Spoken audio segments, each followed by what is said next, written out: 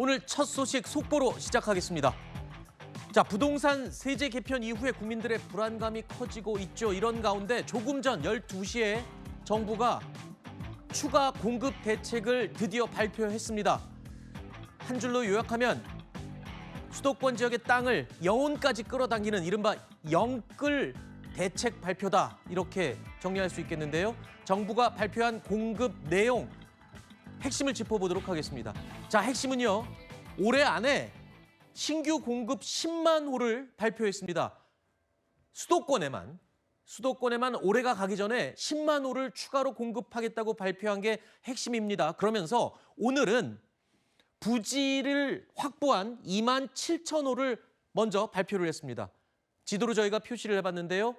보시는 것처럼 서울 강서의 염창공원 인근에 1,000호, 그리고 경기도 광주 장지동 일대에 4,500호, 그리고 가장 큰 규모죠. 경기도 남양주 도심 중심으로 2만 7천 호를 추가로 공급하겠다. 여기에는 고려대학교 덕소농장 포함되어 있는데요. 여기에 그린벨트 지역입니다. 그린벨트를 해제하고 추가 공급 부지로 바꾸겠다라고 발표를 했습니다. 자, 이렇게 지금까지는 3곳이 추가 공급지로 선정이 됐고요. 129 대책으로 발표됐던 용산, 태릉, 과천, 경마장 그 6만 가구와는 별도입니다. 추가로 10만 호를 올해 안에 공급하겠다. 이렇게 한 겁니다. 자, 지금 아래 속보가 나가고 있죠. 서울 강서 염창공원 일대, 남양주 일대, 경기도 광주 일대, 일단 부지가 확보된 2만 7천 가구를 발표를 한 겁니다. 자, 당초에 5만 호에서 6만 호 정도의 추가 공급 대책이 발표될 거란 전망이 우세했었는데 자, 오늘 발표된 추가 물량 2만 7천 호, 그리고 총 10만 호를 연내에 발표를 하겠다. 자, 이렇게 되면 글쎄요. 연내에 10만 호를 공급하겠다는 굉장히 파격적인 조건인데 부지까지 발표를 했습니다. 일단 10만 호 공급이 가능할지도 좀 궁금하기도 하네요. 일단 지금 저 세 곳은 제 기억에는 저게 공공택지 지구로 지정돼 있는 대로 알고 있어요. 그러니까 그만큼 부지 확보가 됐다는 소리인데 따라서 착공까지는 시간이 좀 줄겠죠. 택지가 네. 어느 정도 확보가 돼 있으니까. 나머지 7만 3천 호 같은 경우에는 어디다 할지 아직까지 알려지지 않았고 네. 한다 하더라도 그러니까 부지 선정 이후에 착공까지는 보통 한 5년 걸립니다. 네. 근데 정부가 이걸 3년으로 줄이겠다라고 하는 건데 아직까지 물론 잘 됐으면 좋겠고 네. 이 선정되는 부지 자체가 저희가 소위 말하는 역세권 등에 인접했으면 좋겠다라는 생각이고 네. 다만 하나 제가 조금 우려되는 부분은 네. 129 대책 때 했던 그 6만 호 같은 경우에도 네. 20%뿐이 진행이 안 되고 있고 네. 곳곳에서 여러 가지 이유로 좀 진행이 안 되고 있기 때문에 네. 그걸 반면교사 삼아서 이번에는 그런 진행에 장애가 되는 요소를 사전에 좀 제거했으면 좋겠다. 네. 자, 오늘 발표한 부지가 확보된 2만 7천 호 외에 연내에 공급하겠다고 하는 10만 호를 채우려면 이제 7만 3천 호가 부족한데 이 부분 아까 우려를 하셨는데 이 부분도 이제 추가로 발표를 하겠다는 겁니다. 곧 이제 정부가 7만 3천 호도 부지 함께 발표를 하겠다라고 했습니다. 저도 이게 궁금합니다. 129 대책 때 이미 6만 호를 발표를 했어요. 용산, 과천, 태릉. 근데 지금 여러 차례 보도가 됐습니다만 이 지역도 지금 서울시의 반대에 부딪혀 있거든요. 네. 그런데 지금 이제 추가로 부지 확보됐다는 2만 4천 호. 자, 2만 7천. 2만 7천 호. 이런 경우도 혹시 반대에 부딪히진 않을지 좀 걱정이 되기는 하거든요. 뭐 제가 볼 때는 이미 그 정부의 발표와 서울시의 입장이 다른 상황이기 때문에 네. 그 부분들에 대한 충돌과 조율이 필요하다는 얘기가 나오는 상황이고 네. 지금 발표된 내용들은 제가 볼 때는 일정하게 그런 부분들에 걸림돌은 없을 거라는 생각이 들긴 하는데 그래요? 그래서 지금 민주당 같은 경우는 이 부분과 관련해서 법률을 통해서 그러니까 네. 특별법 같은 방식을 통해서 이 부분을 풀어가는 방식 하나 하고 네. 또 지금 오늘 발표한 거 보니까 금융지원, 그러니까 네. 이제 PF, 파이낸싱을 하는 거죠. 그래서 네.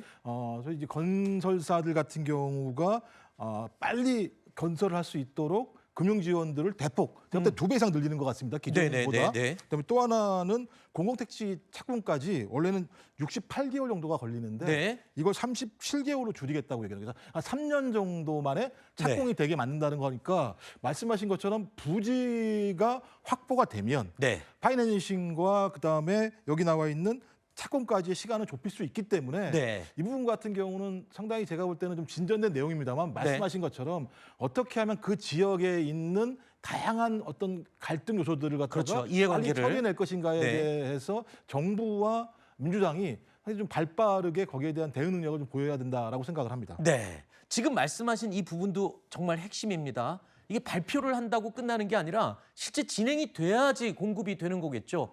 앞서 이야기했던 129 당시에 발표됐던 핵심 지역 용산, 태릉, 과천, 경마장 이곳들은 아직 한 곳도 삽을 뜨지 못한 상황이죠. 이에 대해서 어떤 대책을 내놓을지도 궁금했었는데 오늘 정부가요.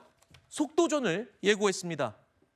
기존에 이런 공급을 하려면 최소 5년 이상이 걸린다라고 했는데 뭐 인허가 과정이라든가 금융 지원이라든가 이런 것들을 적극적으로 지원을 해서 착공 시기를 3년 정도로 줄이겠다 이런 내용인 건데 기존 부지의 이 착공 앞당기겠다 이런 겁니다. 태릉 CC와 과천 경마장 2029년까지 착공에 들어가겠다라는 계획인데 이 과천 경마장의 경우에는요.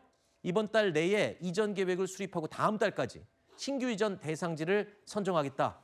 이런 얘기를 했습니다. 상당히 빠르게 진행하겠다는 의지를 보인 거고요. 만가구 공급 계획을 발표했던 용산 국제업무지구의 경우에는 서울시와 협의를 해서 2028년 착공하겠다라고 밝혔습니다. 정부는 그러면서 조기 착공 시에 파격적인 인센티브를 주겠다라고 밝혔습니다. 그야말로 속도전에 나서겠다는 의지죠. 공급이라는 게 이렇게 후루룩 마음대로 빨리 할 수 있는 게 아니기 때문입니다. 그래서 국토장관 입에서도 빵 발언이 나왔죠. 빵이라면 밤새도록 찍어내겠다. 그 말은 즉 공급이 쉽지가 않다. 속도전을 벌이기 쉽지가 않다라는 걸 국토교통부 장관이 시인한 셈인데 지금 발표된 내용은 빠르게 속도전을 내겠다고 얘기를 합니다. 그것도 임기 내에 이 현실성이 있는지도 좀 궁금하네요. 그렇죠. 그러니까 이제 파격적 인센티브 당근책을 내놓으면서 이걸 이제 실현하겠다라는 의지를 정부에서는 표명한 것인데 사실 이 주택 공급에 있어서는 발표보다 이게 이제 현실화 가능성이 어느 정도 있는가 이제 그게 관건이 되겠습니다. 공급 속도전을 내서 기존에 그러니까 최단기간 사례가 68개월이었는데 37개월 내에 착공을 하겠다는 거잖아요. 그러면 네. 이거 달수로 계산을 해보면 이제 내후년에 네. 착공을 하겠다는 것인데 착공입니다. 착공. 그렇습니다. 그 지금 이야기가 되던 기존에 129 대책에서 나왔던 뭐 용산, 태릉, 또 과천 이런 곳은요. 근데 사실 전 정부에서도 택지 공급 얘기만 나오면 들먹여지던 그런 장소였습니다. 그러니까 뭐 지금 민주당 전당대회에서 뭐 뼈 해장국도 3번 우리면 국물이 안 나온다라는 이야기가 있듯이 이것도 단골로 들먹여지던 곳인데 뭐 아직 착공도 굉장히 지지부진하고 이렇게 된다면 지금 새롭게 오늘 발표된 이 내용도 어느 정도 현실화가 가능할 것이냐 이제 이게 문제인 것이고 여기서 또 한 가지 지적하지 않을 수 없는 것은 기존에 이 주택 문제 또 부동산 문제에 있어서 지금 사실 국민 여러분들이 많이 지적하고 계시고 이것이 이제 국정 지지율에도 연관되고 있지 않습니까? 네네. 그러다 보니까 이거 급조해가지고 뭔가 택지 공급을 하겠다라는 것을 무리수를 두어서 발표한 것이 아니냐. 그러니까 너무 서두르게 되면은 부작용도 그만큼 크게 되는 것입니다. 네. 국토 균형 발전이나 수도권 집중 현상 이런 큰 그림에서도 생각을 해봐야 되는데 네. 지금 부동산 뭔가 큰 소리가 나오고 있으니까 이에 대해서 좀 당근책으로 이걸 제시하겠다 네. 하는 것은 국가 100년 대계로 볼 때 과연 온당한 것이냐 네. 이런 물음도 제기하지 않을 수가 없습니다. 네. 일단 부동산 대책 중에 가장 간절히 기다렸던 게 공급 대책인데 결국 정부가 발표를 했습니다. 이대로 되기만 한다면 얼마나 좋겠습니까만 여러 가지 복잡한 단계들이 있죠. 오늘 민주당 서울시당 부동산 정책대응 간담회가 열렸는데요. 이 자리에서 이런 얘기까지 나왔습니다. 서울시의 인허가권 가운데 일부를 자치구로 이양해야 한다. 그리고 법을 고쳐달라라는 요청이 있었다는 겁니다. 그러니까 서울시의 공급을 하는데 속도를 내고 싶지만 만약에 오세훈 시장이 계속 반대를 한다면 법이라도 고쳐서 공급을 하겠다. 뭐 이런 얘기가 되는 건가요? 그렇죠. 그러니까 왜냐하면 지금 오세훈 시장과의 정부의 어떤 대화가 잘 이루어지고 있지 않은 상황이잖아요. 네. 사실은 지금 용산 어린이 정원이라든지 공개적으로 정부가 이제 언급하고 있는 지역들 그리고 서울시의 협조를 구하고 있는 지역들이 분명히 있는데 그 부분에 대해서 오세훈 시장이 여러 이유로 반대를 하고 있는 상황이고 정부는 정부대로 그리고 서울시의 지역구를 두고 있는 의원들 입장에서는 이 공급의 키는 결국 이 국민들이 원하는 곳에 지어야 된다라는 그 핵심이 있기 때문에 네. 결국 이 부분은 오세훈 시장의 발목 잡기 때문에 내어 뭐 계속 이제 시간이 늦춰질 수는 없다라는 생각이 있는 것 같습니다. 네. 그러다 보니까 결국 자치구로 이양해서 요청을 우리가 처리할 수 있도록 하자라는 것은 이 공급 속도전에 따른 어떤 비상한 각오가 이제 서울시에도 있는 아하. 것이고 서울시 의원들에도 있는 것이고 네. 민주당 입장에서도 지금 부동산 정책이 굉장히 갈림길에 서 있다라는 판단이 있는 만큼 네. 우리도 좀 효과적으로 대응을 해야 된다라는 판단이 깔려 있는 것이죠.